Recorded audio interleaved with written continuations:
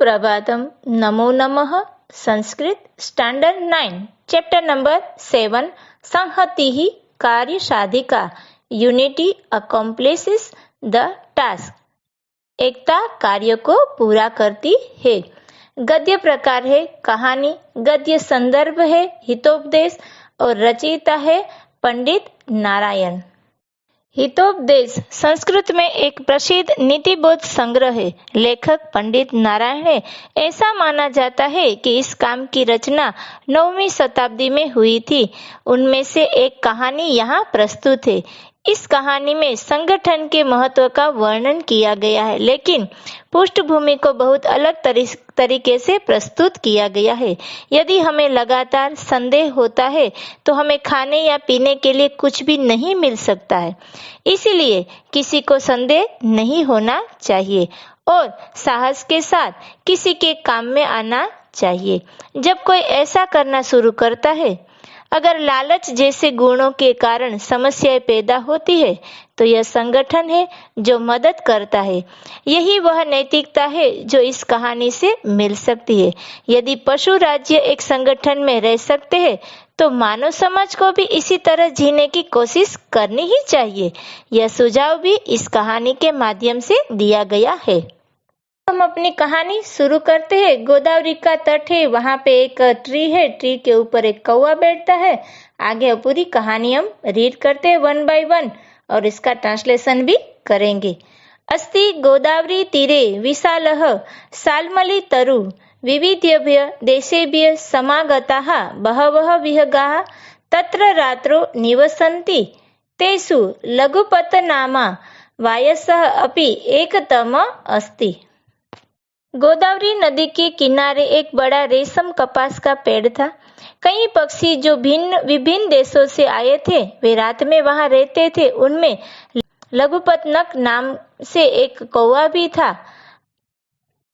अथ कदाचित प्रभात काले स वायसः कृतांतम द्वितीयम एवं अटंतम व्यादम पश्यत तवमलोक्य सह चिंतयत अद्य प्रातरेव अनिष्ट दर्शनम संजातम न जाने तत किम न विप्रेतम दर्शयिष्यति इति विचिन्त्य सह व्याकुल संजातः। अब एक बार कौवे ने एक शिकारी को देखा, जैसे मृत्यु के दूसरे देवता को सुबह होते हुए देखा था। उसने यानी कौवे ने सोचा, आज सुबह अपने आपको एक बुरी चीज की दृष्टि लग गई। मुझे नहीं पता कि यह क्या अवांछनीय चीज दिखाएगा। इस प्रकार सोचकर वह चिंतित हो गया। पूरे पैराग्राफ का ट्रांसलेशन करते। There was a large silk cotton tree on the banks on the river of Godavari. Many birds who had come from various countries used to stay there at night. Among them was also a crow by the name Lagpatnak. Now once the crow saw a hunter like the second god of death moving about in the morning. Having seen him, he, yani the crow, thought, today in the morning itself the sight of bad things took place. I don't know what undesirable thing it will show. Thus thinking, he became anxious. अथ तेन व्याधेन तण्डुलपर्णान् विकर्य जालं विस्तरणीयम् स च वृक्षस्य पृष्ठभागे प्रच्छन्नो भूत्वा अतिष्ठ। तस्मिन् एव काले चित्रग्रीव नाम कपोतराज परिवारेण सह गगने व्यसर्पत। भूमौ विकीर्णान् तण्डुलान् दृष्ट्वा कपोताः लुब्धाः अभवन्। ततः स कपोतराज तण्डुलकर्णलुब्धान् कपोतान् अकथयत्, कुत्र अत्र निर्जिने वने तण्डुलकर्णान् सम्भवः? तन्निरूप्यताम् तावत् भद्रं मिद्रं न पश्यामि। अनेन तण्डुलकर्णलोभेन अस्माकं महद् अनिष्टम् अपि भवितुम् अर्हति। अतः सर्वथा अविचारितं कर्म न कर्तव्यम्। अब चावल के दाने बिखरने के बाद शिकारी द्वारा जाल फैलाया गया और वह एक पेड़ के पीछे छिप गया। ठीक उस समय चित्रगुप्त नामक कबूतरों का राजा अपने परिवार के साथ आकाश में उड़ता जा रहा था। जमीन पर फैले चावल के दानों को देखकर कबूतर लालची हो गए थे। तब कबूतरों के राजा ने उन कबूतरों से कहा जो चावल के दाने के लालची थे, इस निर्जन जंगल में चावल के दाने की संभावना कैसे हो सकती? तो पहले सोचो, मुझे इससे कोई भी अच्छा नहीं दिख रहा। चावल के दाने के इस लालच के परिणाम स्वरूप कुछ असमान भी हो सकते हैं, इसलिए कभी भी परिस्थिति में नहीं, यद्यपि कार्यवाही की जानी चाहिए। पूरे पैराग्राफ का पहले हम ट्रांसलेशन करते कि now after having scattered the rice grains, a net was spread by the hunter and he stood hidden behind a tree. Right at that time, the king of pigeons named Chitragriva was going in the sky with his ratans yani family. Having seen the rice grain spread on the ground, the pigeons were greedy. Then the king of pigeons said to the pigeons who were greedy of the rice grain, how could there be the possibility of rice grain in this uninhabited forest? So think first. I do not see any good coming out of this. As a result of this greed of rice grains, even some great misfortune may befall us. So, under no circumstances, a thoughtless action should be done. यतः सुजीर्णम् अन्नं सुविचक्षणः श्रुतः सुशासितः श्रीः नृपतिः सुसेवितः सुचिन्तित च उत्तम सुविचार्य यत्कृतम् सुदीर्घल काले अपि न याति विक्रियाम। के माध्यम से वो बता रहा है कि सुपाच्य भोजन, बहुत कुशल पुत्र, अच्छी तरह से संचालित लक्ष्मी यानी धन, अच्छी तरह से सेवा करने वाला राजा, अच्छी तरह से सोचा हुआ वादा और अच्छी तरह से सोचा हुआ काफी लंबे समय के दौरान खराब नहीं होता। इसलिए जो भी काम करो वो सोच समझ कर करो।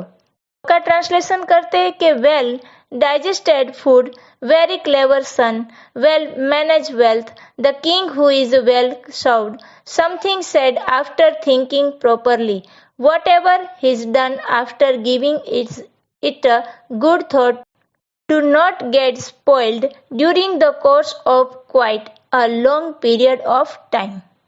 ये बातें सुनकर एक यंग पिजन है, वो बोलता है एतद्व वचनम श्रुत्वा कश्चितः कपोतः सदर्प आहा किम एवं उच्यते।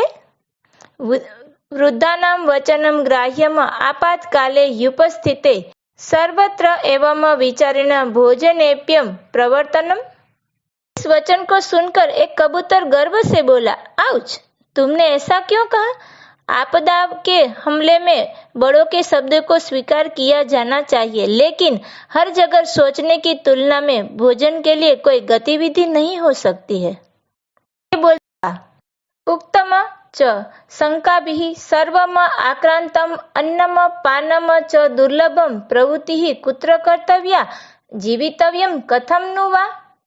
इसी के साथ कहता है कि सब कुछ संदेह से ढका है, खान पान यानी सब कुछ दुर्लभ है, गतिविधि कहाँ करे, वास्तव में कैसे जीना है। दोनों श्लोक का ट्रांसलेशन करते हैं कि hearing this a certain pigeon said proudly, aha, why is it said like this? Indeed, when the time of calamity comes, the advice of old people should be accepted by thinking thus every time, even eating food will be impossible, and it is said everything is privated by doubts, food and water and difficult to get. Where should activity be proceeded? How indeed should life be lived? तस्य तद्वचनं श्रुत्वा सर्वे कपोताः तत्र जाले उपाविशन् अनन्तरं ते सर्वे जालेन बद्धाः अभवन्। उसका वचन सुनकर सभी कबूतर नेट पर बैठ गए, तब वे सभी एक जाल में बंध गए थे। Translation. Having heard that speech of his, all the pigeons sat down on the net. Then all of them were trapped by the net. अथ जालबद्धाः ते यस्य वचनेन तत्र सम्पतन् तस्य कपोतस्य तिरस्कारं कुर्वन्ति स्म। तस्य तिरस्कारं श्रुत्वा चित्रग्रीवः अवदत् विपत्काले विस्मय एव का पुरुषलक्षणं तत्र अत्र धैर्यं बलम्य इदानीम् एव क्रियताम सर्व एकचित्ती भूयम झालमातय उड्यताम। अब जाल से बंधे होने के कारण उन्होंने कबूतर की आलोचना की, जिसकी बात सुनकर वो लोग यहाँ पे बैठे थे। उनकी आलोचना सुनकर चित्रगिर ने कहा, कठिनाई में हैरान होना एक कायर व्यक्ति की विशेषता है, इसलिए हिम्मत से काम लेना। अब इसे करने दो। अब एक मन की बात एकजुट होकर जाल लेकर उड़ जाओ। Translation. Now being bound by the net there criticized the pigeon by listening to whose advice they got there. Having heard him criticize, Chitragriva says, to be surprised in difficulty in characteristic a future of a cowardly person. So, holding on to courage, now let this be done. Being of one mind, unitedly fly away taking the net. कपोतरा जो सबसे बड़ा है उम्र में, वो सभी कबूतर को समझाता है एक श्लोक के द्वारा। यतः अल्पानां वस्तूनां अपि संहतिः कार्यसाधिका भवति गुणत्वम् आपनेहि तूर्णैः मद्दन्तिनः बध्यन्ते। वो समझाता है कि चूंकि छोटी चीजों की एकता या संयोजन कार्य को पूरा करता है। एक कुटी में विशाल हाथियों को घास से बनी रस्सी से बांधा जा सकता है, यानी घास से बनाए जाते हैं जो रस्सी की ताकत को प्राप्त कर लेता है। ट्रांसलेशन. बिकॉज द यूनिटी और combining of even small things accomplishes the task. The huge elephant in a rut can be tied with the rope made out of blades of grass. By the blades of grass which have attained the strength of a rope. बूढ़े कबूतर की बात सुनकर अब सभी कबूतर क्या कहते हैं? इति विचिन्त्यत सर्वे कपोता जालमादाय उत्पतिताः ततः स व्याघ्रः तान् जालपहारकान् अवलोक्य पश्चात् धावति परन्तु तान् सुदूरं गतान् दृष्ट्वा व्याघ्रः प्रतिनिवृत्तो। लुब्धकं निवृत्तं दृष्ट्वा चित्रग्रीवः अवदत्, हिरण्यक नामकस्य मम मित्रस्य मूषकराजस्य समीपे वयं गच्छामः। स अस्माकं बन्धनात् मुक्तान् करिष्यति। ततः ते मूषकराजस्य समीपं समगच्छन्। चित्रग्रीवस्य मित्रेण मूषकराजेन स्वकीयैः तीक्ष्णैः दन्तैः सर्वेषां बन्धनानि छिन्नानि। चित्रग्रीव अपि हिरण्यकस्य आभारं मत्वा सपरिवारे यथेष्टं देशान् समगच्छत्। इस प्रकार सभी कबूतर जाल लेकर उड़ गए। फिर शिकारी उन्हें बाहर ले जाते देखकर भाग गया, लेकिन उन्हें दूर जाते देख शिकारी वापस चला गया। शिकारी को वापस जाते देख चित्रगिर ने कहा, हम चूहे के राजा हिरण्य के पास जाएंगे, वह हमें बंधन से मुक्त करेगा। तब वे चूहे के राजा के पास गए जो उसका मित्र था। अपने तीखे दांतों वाले चूहे के राजा चित्रग्रीव के मित्र ने सभी के बंधन काट दिए थे।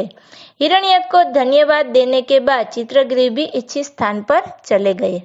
पैराग्राफ का ट्रांसलेशन करते हैं कि thus thinking all the pigeons flew away taking the net. Then the hunter ran after them seeing them carry away the net. But seeing them gone far away, the hunter went back. Having seen the hunter gone back, Chitragriva said, we will go to my friend Hiranyaka, the king of mice. He will free us from the bondage. Then they went to the king of mice. The tie of all were cut by Chitragriva's friend, the king of mice, with his sharp teeth. Chitragriva also went to the desired place after having given thanks to Hiranyaka. Astu, thank you.